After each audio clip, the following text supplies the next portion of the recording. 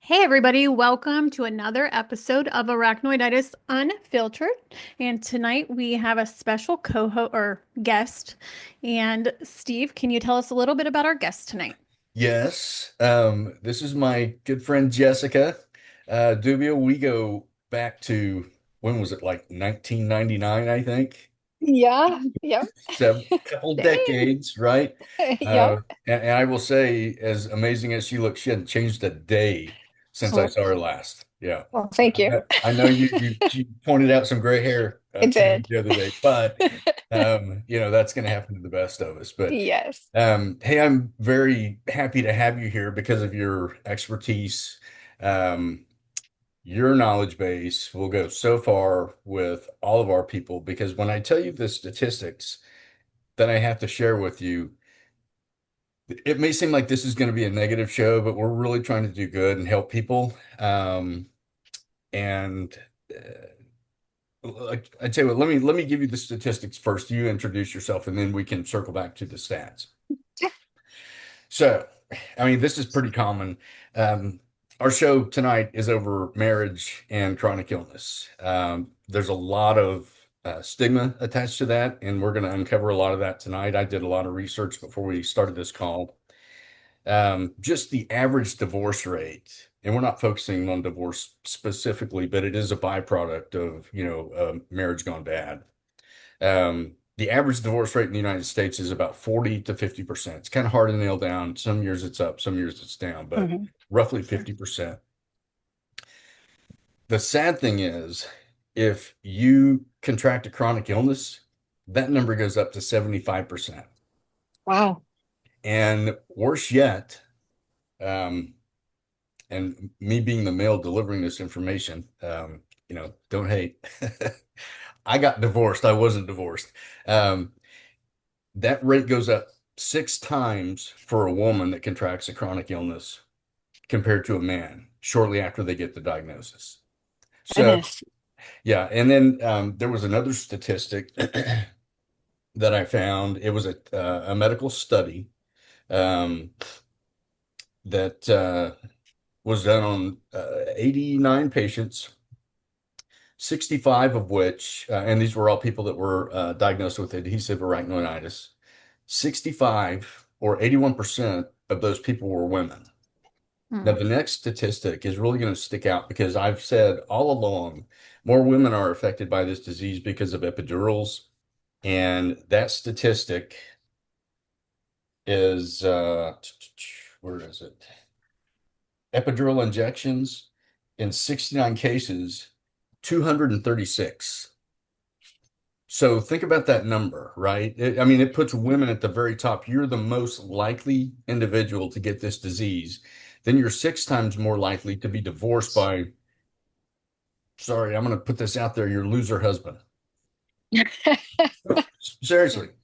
Well, they don't Yeah. understand, Yeah. unfortunately. Yeah. So, Yeah. I mean, that's something that we're going to chew on throughout this episode. Hmm. And Yeah. I'm sure, some of that might have come as a shock to you, but I'm not sure how many Mm. chronic ill patients you've worked with in the past, but it could be a niche market, trust me. Um, Yeah, for so sure. without, further delay, Jessica, please introduce yourself. And I'm so happy to have you. I know you're an amazing X-ray tech. Tell me the rest of your. Right. Yeah, that's my side gig. No, I'm just Yeah. kidding. Um, so I started coaching. I back in 2020, kind of when COVID hit. Hmm. And So I was, go ahead. what kind of coaching? I am a divorce coach. Oh, okay. Okay. So yeah, so most of my clientele are people who have been through divorce. And I do have some who just have partners also. So it's not just I deal with marriage and divorce. I deal with like partnerships as well. So yeah, back in 2020, I started coaching and I haven't looked back. It's been great to be able to really get in and help individuals work through the next step. That's my goal, right? My goal in coaching is not necessarily to it's not necessarily to keep every situation together. It is to actually look at the situation, figure out what is actually best for the individual. Sure. And, what we're looking for is what I found through you guys is you're looking for healing, Yeah. right? You want to be in a space of healing because that's where disease is a little less hard to deal with, Yeah. is when you are on the path of healing. So I take where you're at and I try to figure out, how do we move forward? What does forward look like for you? Mm-hmm. Walking through the steps of, how do I do this? This is scary. So it's been really great for me as well because I actually went through a divorce. I do not have any diseases that I have had to deal with, knock on wood. So I'm very fortunate for that. Yeah. But I can, since you approached me, Steve, like looking at the actual data for divorce rates with disease, it was something I never really thought of. Yeah. And, we have breast cancer out there, we have arachnoiditis out there, we have colon cancers, we have anything that may cause your partner to become a caregiver, Yeah. right? So that is just mind blowing to me. So I am here to help in the way of, how do we move forward? And that was my biggest goal for myself is, how do I move forward? I don't want to stay stuck in divorce is my story, right? I wanted to heal. I didn't have to heal from disease, Yeah. but I wanted to heal. So I can only imagine it being so much more complex with the Sure. disease. Yeah. So that's where I sit at this Yeah. point. So I'm still coaching. I have clients all over. I have one in India. I have Oh, one in California. Yeah, they're kind of all over the place. So yeah. it's great to be able to have this kind of space where you can actually Zoom call or Yeah. you can, do a podcast. So yeah, that's where I am. So 5 years of coaching, and I'm here to help. I'm ready to start a new path as far as where can I help now Right. next. Yeah. I mean, I think that this niche space is very unique because of all the women that are, I mean, I'm friends with several. Obviously, Sarah, she's lucky enough to still be married, but I don't know how, yeah, but yeah, I ask them every day. Like, but she did get arachnoiditis. And Hmm. when you have that, I mean, the stressors on a marriage are hard enough without a disease anyway. sure. You throw a Right. Right. disease in there, Absolutely. and now you're spinning the chamber on a gun and playing Russian roulette with Hmm. financial, medical, and all Hmm. the Everything. everything that they have to pick up when you can't do it. And I lived that. Absolutely. Um, I said this will be probably the third podcast that I said this, but I'm still very close to my ex-wife because I choose to be. I did not go down the angry, nasty, I'm calling you all the names under the bus type thing that a Hmm. lot of people Yeah. do. I still respect her because she's the mother of my kids, and I love my kids very Hmm. much, and I don't want to ruin that dynamic. Um, Yeah. but that's a choice, right? And that's Hmm. for me, it's self-taught. Hmm. I should have reached out to you, but man, since we go so far back, sharing that kind of information, Yeah. this way is a whole lot easier in a public forum. Yeah, Yeah. trust me. Yeah, for sure. Yeah, For when sure. when the door closes and it's like, yeah, we know that you're not going to share this information, but I'm sharing this with you, and therefore judgment may be passed. We hope not, but um, Right. anyway, no, it's very, very difficult. I know at least two women that are struggling in their marriage right now, contemplating their options. And Hmm. that's why I was prompted to want to do this episode because we're at the very start of Arachnoiditis Awareness Month. Right. And I want people to be aware that you can work on these problems before they get there. Mhm. You can work the financial stuff out together. You can work out. If I'm having a good day, I'll do as much as I can. And Sarah knows all about the good days and the bad days and being able to not being able. Um, All of them. yeah. But I mean, what's like post initial divorce, what would be your best advice for somebody has just been crushed by being left by the person that they thought they would be with forever? I would say forgive yourself and understand it is really not about you, Okay. really, honestly, because when we can't control our partners, right? We can't control their thoughts, we can't control how they're feeling. And, you know, marriage vows, we all sign up for that, for better or worse, for richer or poorer, sickness and health, right? Yeah. Unfortunately, I don't believe that all of us are aware that that sickness can come in, right? We live in this whole fantasy where we think that it's not going to happen to us. It's not going to affect me. The other And guy. Yeah. Not until right, at least I'm old, like right, 80 exactly, or something. Yeah, right. right, exactly. And at that point, you've already had them trained, so it's like they're going to stick around. No, I'm just kidding, just kidding. Right. We hope. Yeah, but so I think those are the two biggest takeaways, right? Yeah. Because it's not your fault. Mm. So you have to forgive that piece because the shoe could have been on the other foot. And some people, partners, I'm speaking about the partners of the ones who contract the disease, Right. um, we don't know how they're going to respond, and we don't know how their upbringing was for the most part, right? And we're not going to find their wounds. We're not going to hit them until we hit them, right? Until we trigger them somehow. And that could be, oh, now I'm having to be the caretaker. That's tough. That's So a do you So, very, find a way to make up, like in my situation, we'll use this for an example, but my husband's a nurse also. I don't want to make this all about me, but just really quick, how do we, I mean, he obviously knows that he has a caregiving role at times yes. with my condition, especially during my flares. But is there a way, is there a way I can condition him better for these flares, I guess? Because Oh, it's almost like he's still in denial.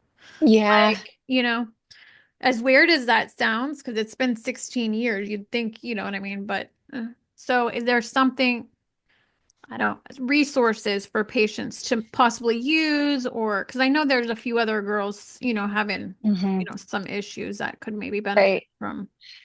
I would definitely seek out therapy, quite honestly, because sometimes how we communicate is not as effective as having a middleman there to help say, this is what she's actually saying, or this is what he's actually saying, right? Sure. Because when we have partners, we've been together for some time, right? So Yeah. we have our bad habits. We have the way we speak to each other sometimes is not the greatest, right? So breaking those bad habits and actually getting back to the basics is super important. And that means, sitting down and having those conversations constantly. And I know that gets to be a little tiring for the other person, but this is not this is not just about the person who has the disease. It's about the person who Right. is their partner as well. So you want to know how they feel. You want to give them a safe space to be messy, to be like ugly at times, and Sure. understand that this is because they have a lot of pressure on them as well. yeah. Yeah, absolutely. So providing that space to say, how are you feeling today? I super appreciate what you do for me. I Yeah. cannot tell you enough, but Right. I want to know how you feel today. Yeah. Yeah. Words carry so much meaning and potential Correct. to make somebody feel good about themselves and to make Yeah. Yes. somebody want to do something back for Yeah. you as a result of just hearing something vibrating, Yes. right? Yeah. Um, 100%. so this is a tough subject. I ran into it in my marriage. And I don't think anything's off topic here. So I'm going to talk about sex, right? Hmm. Hmm. Intimacy. It's a Hmm. very, very big deal when you're in pain. You Yeah. can't just, I mean, I'll be honest, back in the day, a girl could come up, bat her eyelashes, touch me on the arm, and I'm That's like, a typical male. I yeah, mean, Yes. come Yeah. on now, exactly. right? Yeah. So, but, when you're in pain, it's like, oh man. And now I have to choose between being in pain and, making love to my wife or doing it at the same time. And it Hmm. kind of it gives it kind of a negative experience when you're in pain, trust Hmm. me, or when Yeah. something happens as a result. Hmm. Well, your Um, focus is on that too, I think, Hmm. right? Your yeah, focus is not Yeah. on the lovemaking, more so Right. as the yeah, pain. yeah, you're So, Right. back and forth, yeah, and you have to focus. I mean, Yeah. right. um, I mean, sometimes. Yeah. yes. Right, right. So, but I mean, Yeah, this is probably a subject that's not touched upon all that much no. with chronic disease.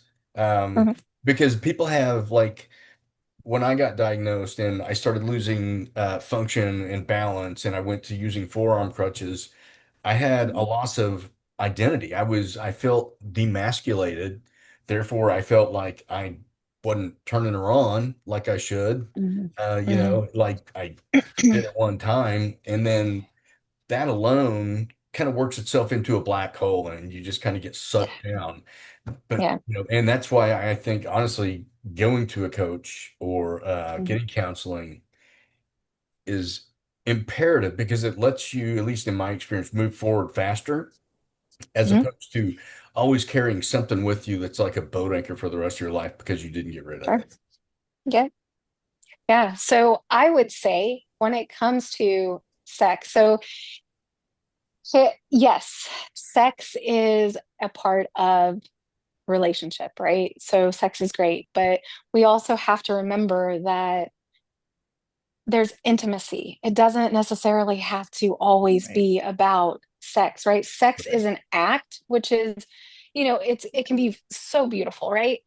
But again, it goes back to talking to your partner. Like, I want to be intimate with you, but I can't have sex. We can't have intercourse right now. So, how best can I connect intimately with you?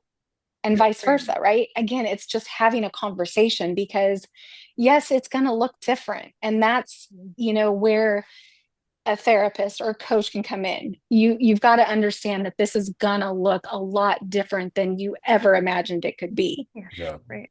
But you have to also know that it's not a be all end all, right? There's other ways because we're trained to think sex is intimacy and that's it. Yeah. Yeah. No, Yeah.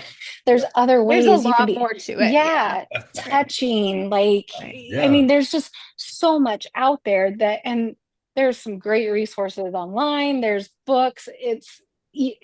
They're just, it's not just the physical act of sex But you never know, that. even when those small things will lead to that act that the other Correct. person is wanting, right? I Correct. mean, you kind Correct. of have to keep fueling the pump, You uh, do.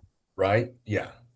And who knows, you turn your partner on, the one who's affected by the disease, right? You turn them on and they might be able to gain that in, those endorphins, that pleasure, and that might actually take away maybe a little bit of the pain to where they can actually navigate and Yep. be like, okay, I can release and I can relax a little bit. And it can be somewhat pleasurable. I do want to do this, even though I might be still in a little bit of pain. I do want to share this with you because right now I feel very connected because we started here and not just started with the physical, right? Right. Yep. Right. And you hit on the one thing that I say all the time, which is so funny, endorphins being a great pain reliever. I mean, Mm-hmm. if you want something like that to happen, thinking about that suggestion, I would say go out and have a brisk walk for 30 minutes, 45, come back in, clean yourself up. You'll be energized. And maybe that's when I mean, that's when I'm at my highest level of energy with the least amount of pain is when my endorphins Mm, kick. yeah. Yeah, so you find that sweet spot for you, right?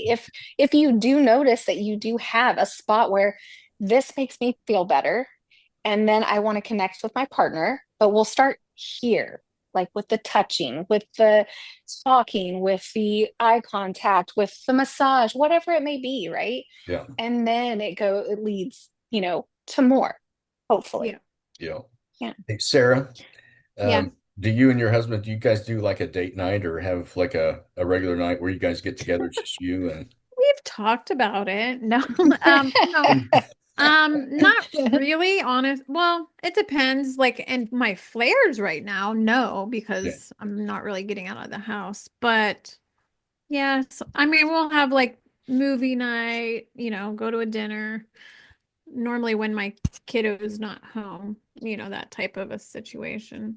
Well, I mean, But the older you get and the longer you've been married, the less that becomes a priority. But I think that is yeah, kind of the problem is it's that still you lose important. focus Yeah, on a lot right. of that stuff. And again, it makes it harder with a chronic disease where, Mm. I'm a self-isolationist. I mean, to look at my neighbors, they're like, "Hey, I'm calling you. I haven't seen you out of the house in 3 days." And I'm like, dude, I haven't been to sleep in 3 days. So, Wow. um, Yeah. but that's Him just, and I are completely opposite on that, just so you know. He doesn't sleep, and that's all I do. yeah, So I don't know. Oh, okay. Wow. yeah, Yeah, so many ends of the spectrum here, huh? yeah, for So sure. do you work with a lot of patients that have chronic pain then, or like what is your special? I know you do counseling, of course, for probably anything, but do you work with a lot of patients like us, I guess? I'll put it out Um, there. in my side job or And or any in of the them, I guess, yeah. so, I have not really ran into anybody that has told me about the arachnoiditis. Okay. With Steve, I knew Mhm. about it, but like I never really dove into it to see Sure. what it was all about. So I have not really had an experience with that specific disease, but of course, I'm in the medical field.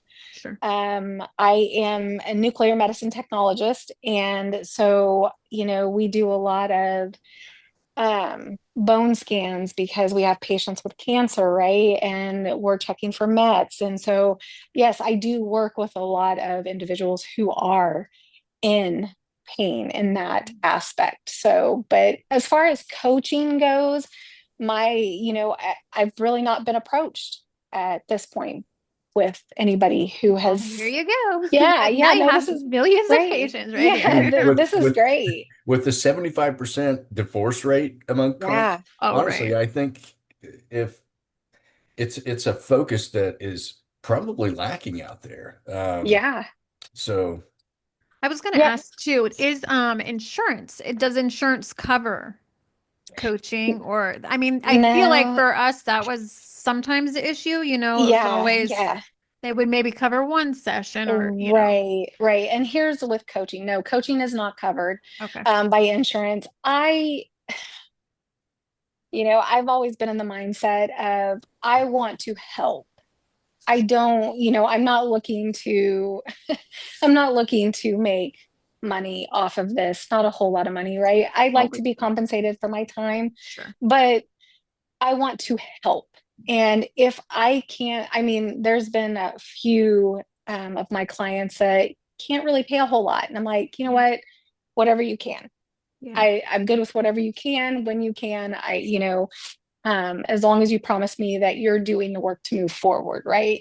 That's all I want. And so, unfortunately, no to the insurance question, but I'm more about helping than, Well, that's well, understandable. that aligns with That's our good though. goal, right? yeah, I yes, Yeah. mean, yes, seriously, we started this because we want to make a difference, not yeah, uh, you know, say, look at me. I could have said look right. at me for 40 some years, but I did until now. But it's only now because I know that my story resonates and can make a difference, and so that's why we're doing all this. And I really appreciate you being here we've got 8 minutes left. So, Oh, wow. That went I know, right? fast. It goes How fast. does this go so fast? I, I Man. what I tell him every time, it's so quick. I get Like this. he speeds that timer up. I get Yeah. this thing that pops up says, if you want to go longer, upgrade. And I'm like, I'm so close to wanting to upgrade to go longer. But no, I mean, we all know divorce is a problem. I would say that my parting wisdom to anybody out there is think twice. I mean, if you're in the most absolute miserable situation that's dragging you down like a boat anchor, obviously you have to consider your options. But Mhm. if you had a good marriage going into this disease, and your biggest struggle is having to be a caregiver, that's pretty weak in my book. We were made to take care of each other. We are communal animals at heart. We huddle when we're cold. I mean, we get so much energy from an embrace. I mean, we are touchy people. Make that Yeah. connection with your spouse again. When you get diagnosed, that's the time to sit down and tell them how much you care about them, because you don't know how long they're going to be around. I mean, our disease is not fatal. It shortens lives, but it's not fatal. So those are my parting words. Anybody else? Um, I don't know. I'm still trying to absorb it all, really. Well, I guess really for me, I would say for, anybody, there are a few people that we're talking about specifically from the groups, Yeah, you know, not mentioning names, definitely, of course. right, not mentioning any names, but definitely, I mean, for me and my husband, I think I told you before, we went through counseling, maybe about 10 years ago. So I've had this for 16 years. So about 6 years into it, there became a point where, like I said, I really think he was in denial. And so he didn't really want to accept the full responsibility of having to be my caregiver, at Mhm. such a young age. I mean, I'm 43 now, but at the time, I mean, I got this at 26 Hey, with you are my like first baby. 8 hours away from being 44. So That's true. Stop it. You're not Happy supposed to early tell birthday. everyone. Right. Woo! Yay. Yeah. So I just would say, like, for anybody out there having any problems, like, just try maybe with Jessica and see, it's a resource. We can't guarantee obviously that it's going to help, but Right. just taking that one step further with your partner, it could be life-changing for you. yeah. Yeah, And that's to that end, let me know how, or even whether you want people to contact you or reach out to you if they would yeah.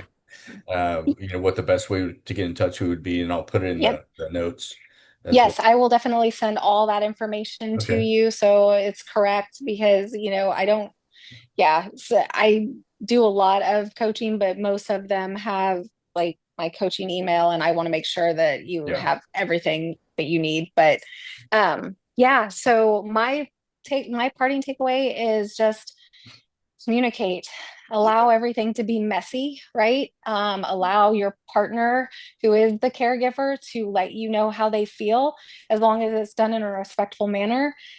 Take that into consideration because the more we listen to each other, the more we're going to feel seen and we're going to feel connected, which is going to allow us to move past that, you know, I feel like a caregiver. They might have a little resentment. And it's like, no, they see me, they understand I'm still human, I'm still here. So, just, yeah, communicate. That's big. Yeah. All right. What do Well, you say to someone? Oh, do we have any other time? Or are we done? we got like 4 minutes. I only had one thing that I wanted to say, so go ahead. Well, I was just going to say one last thing. Like, what would you say to someone if their spouse was not willing to listen at all? No reception.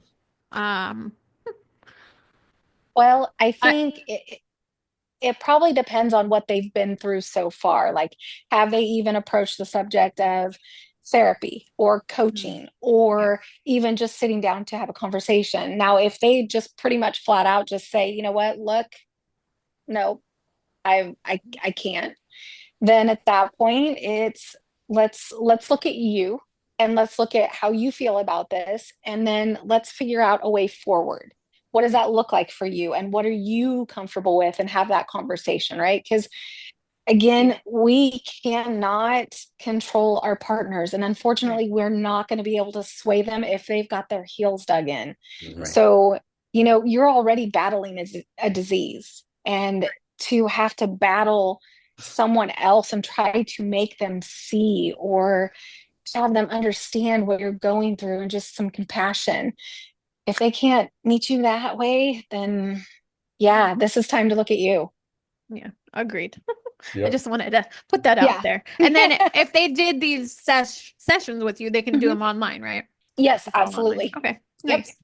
Yes. All right. Sorry, Steve. So, last thing that I want to mention is I've been giving the great honor of being a face of arachnoiditis by the ACMCRN organization, which is the Arachnoiditis and Chronic Meningitis Collaborative Research Network. It's actually a big deal. They're promoting trying to find a cure. And I've been part of this disease for a couple decades now, really trying to promote myself, not for the attention, but to be given the honor of being the face of this disease that we're trying to change means everything. Because I've been saying for many years that our disease needs a Michael J. Fox. Now, I'm no Marty McFly, trust me. But he and I are a very similar age. And I grew up loving Family Ties. So, Michael, if you're watching, reach out, give me a hand, man. Hey, that would be great, right? Yeah. Yeah. Yeah. Well, hey, Jessica, thank you again so much. I really appreciate your time. It Thank was you Yes, both. last thank minute. you. Sarah, Thank thanks you. for pushing through. I know you had a tough day. And Yes. hey, one quick thing, Yeah. you have something big coming up, right? Oh, I do.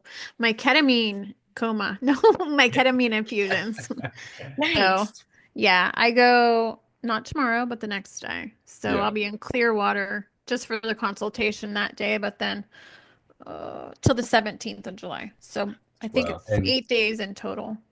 please document because we want to I'm share going to. your I'm gonna. journey. I mean, I You're was gonna talking, get all the funny videos, every crazy little thing that I happens. It's love it. okay. Yeah, I'm I like, was talking, whatever. I was on my Tuesday call with the Brothers of Arachnoiditis, Mm, and we were talking about ketamine infusion. It just kind of came up randomly. And I said, mm. Sarah's getting ready to have this. By the way, Mark Goodman from Arachnoiditis Yeah. Everyday, Uh-huh. he Yeah. told me to tell you hello. He's on the Oh, call hello. with me. Okay.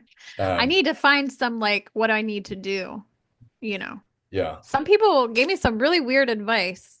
I mean, like eye patches and so I don't like knock myself out. I don't know. I'm Yeah. like, I don't know what's gonna Yeah. happen, but it'd be yeah. Yeah. All right. Well, hey, we're getting ready to shut down. So thank you so much. Happy Thank you. Arachnoiditis Thanks Awareness everyone. Month. Yes. And Yay. yeah, Jess, we look forward to having you on again. I Yes. look forward to it too. Thank you so much. Awesome. Thank you. Thanks.